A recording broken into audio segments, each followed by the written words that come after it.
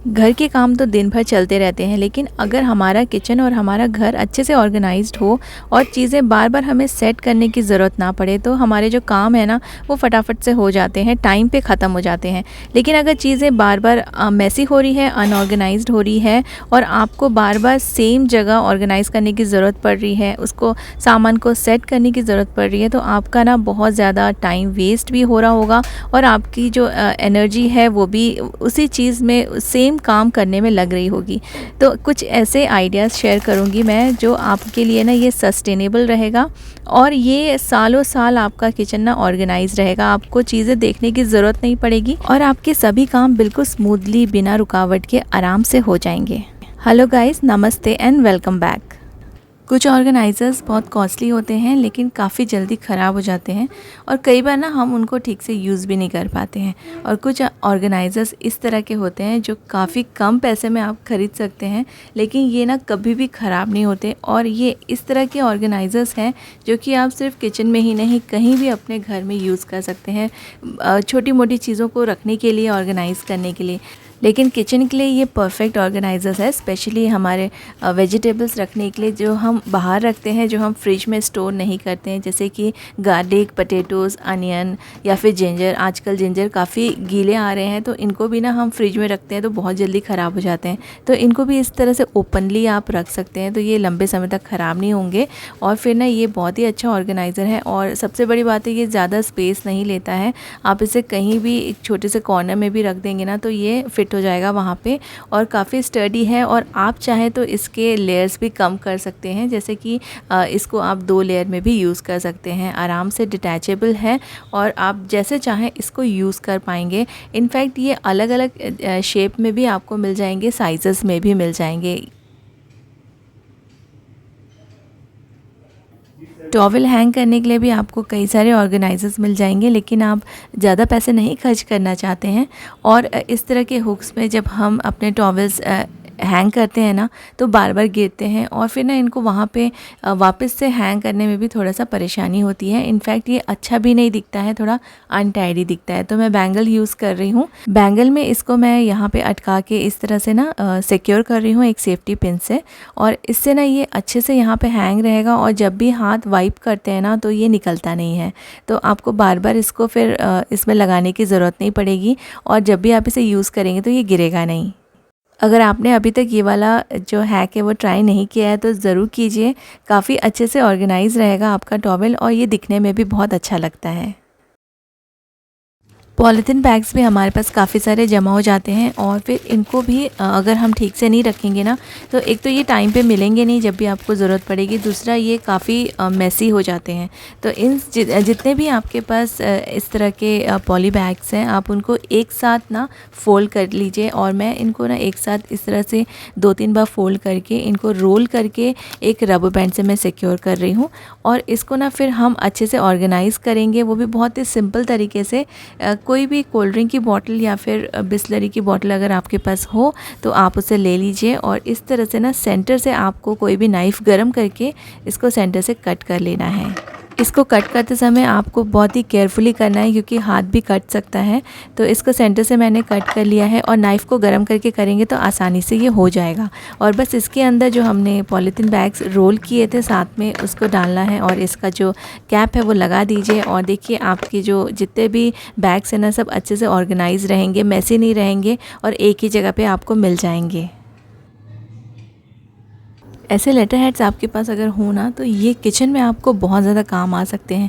क्योंकि मेरे साथ तो ऐसा बहुत बार होता है कि जब भी मैं ग्रोसरी लेने जाती हूँ ना तो मैं ऐसे सामान भी ले आती हूँ जो ऑलरेडी मेरे पास हैं। तो इस तरह के अगर राइटिंग पैड्स आप अपने किचन में हैंग करके रखेंगे तो ये इसमें आप अपने ग्रोसरी की लिस्ट भी बना सकते हैं, आप अपना मेन्यू भी इसमें प्लान कर सकते हैं और ये बहुत ही हैंडी हो जाता है। इसको आप होल करके कहीं भी इसमें हुक में लगा दीजिए। अगर आप इसमें होल नहीं करना चाहते तो ऐसी बाइंडर क्लिप्स आती है, बाइंडर क्लिप्स की हेल्प से भी आप इसको कहीं भी हैंग कर सकते हैं और काफ़ी इजी हो जाएगा। फिर आपको आप काम करते समय भी यहाँ पे कुछ भी लिख सकते हैं।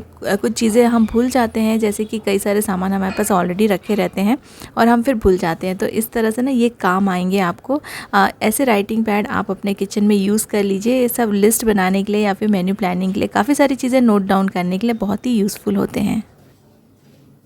पुराने टी-शर्ट्स या कॉटन की कुर्तियाँ काफ़ी यूज़फुल होती हैं। पुराने हो जाएँ तो इनको आप फेंकने के पहले इस तरह से यूटिलाइज़ कर लीजिए। छोटे-छोटे पीसेस में मैं कट करके रख देती हूँ और ये काफ़ी ज़्यादा क्लीनिंग के लिए काफ़ी यूज़फुल हैं। जैसे हम किचन के काउंटर को इससे साफ़ कर सकते हैं, टाइल्स को साफ़ कर सकते हैं, या फिर आप अपने डाइनिंग टेबल, कॉफ़ी टेबल को भी क्लीन करने के लिए इनको यूज़ कर सकते हैं। महंगे-महंगे वाइप्स या फिर नए-नए टॉवल्स खरीदने के पहले आप इनको यूटिलाइज़ करके देखिए, काफ़ी यूज़फुल हैं और बहुत काम में आते हैं। कंटेनर्स आप जब भी ख़रीदते हैं अपने ग्रोसरी सामान को रखने के लिए, तो सबसे पहले ना आप अपने स्पेस को देख लीजिए कि कितना बड़ा स्पेस है और कितने सारे किस तरह के कंटेनर्स साइज़ के या फिर शेप्स के आप वहाँ पे रख सकते हैं। जैसे मैंने ये वाले कंटेनर्स लिए थे, इनको स्टैक करना बहुत मुश्किल होता है और फिर साइड बाय साइड रखना पड़ता है, काफ़ी सारी स्पेस वेस्ट हो जाती है। लेकिन उनके कंपैरिजन में ये वाले जो कंटेनर्स हैं, ये ऊपर से फ्लैट हैं और इनको मैं स्टैक करके रख सकती हूँ। और स्टैक करने से ना देखिए काफ़ी सारी स्पेस मिल जाती है, क्योंकि वैसे भी मुझे मेरी जो पैंट्री है वहाँ पे बिल्कुल भी जगह नहीं है, बहुत ही नैरो सी मैंने एक वॉल के अंदर शेल्फ़ लगाया और उसको कवर कर दिया है।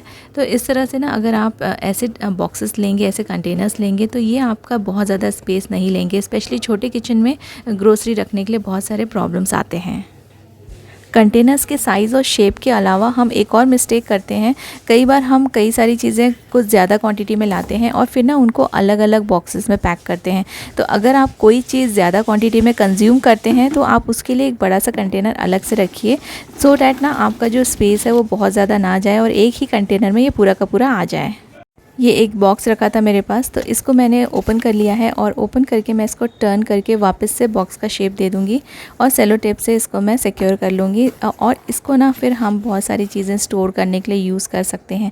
तो इस तरह से मैंने सेलो टेप लगा दिया है और ये जो ओपन वाला पोर्शन दिख रहा है ना आपको, वहाँ से मैं थोड़ा सा कट कर दूँगी और इस पर फिर कुछ भी चीज़ें रखने के लिए ईजी हो जाएगा और इसको आप किचन में या फिर अपने घर में कोई भी छोटे मोटे सामान रखने के लिए यूज़ कर सकते हैं। थोड़ा सा इसको मैं डेकोरेट कर रही हूँ। ये मेरे पास पेपर बैग का एक अच्छा सा पीस रखा हुआ था।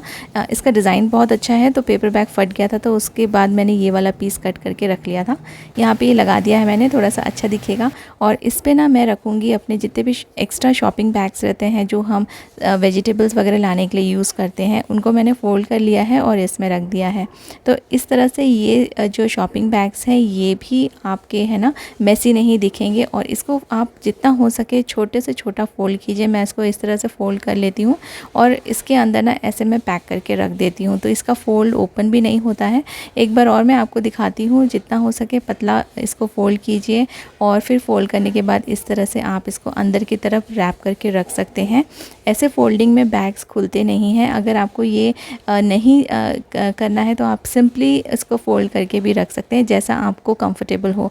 लेकिन इस तरह से रखने से ना शॉपिंग बैग्स काफ़ी अच्छे से रहते हैं और ऑर्गेनाइज लगते हैं।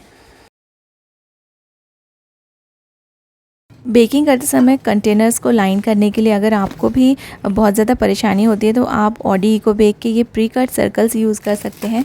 अलग अलग डिफरेंट साइज़ेस में आपको ये मिल जाएंगे, आपके कंटेनर के अकॉर्डिंग आप इनको यूज़ कर सकते हैं। छोटे बड़े सभी ये एक ही पैकेट में आते हैं, एक ही पैक में आते हैं, तो इनको यूज़ करके आप अपना काफ़ी सारा समय बचा सकते हैं। Oddy Uniwrap and Oddy Ecobake अपने किचन में ऐड कीजिए।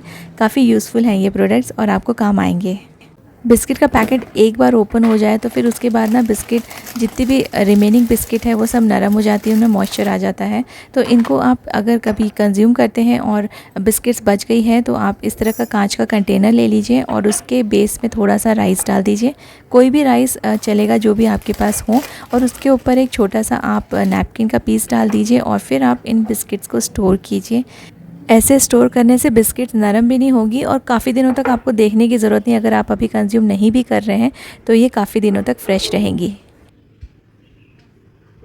आज के सारे टिप्स अच्छे लगे हैं तो इसे लाइक और शेयर ज़रूर कीजिएगा and thank you so much for watching.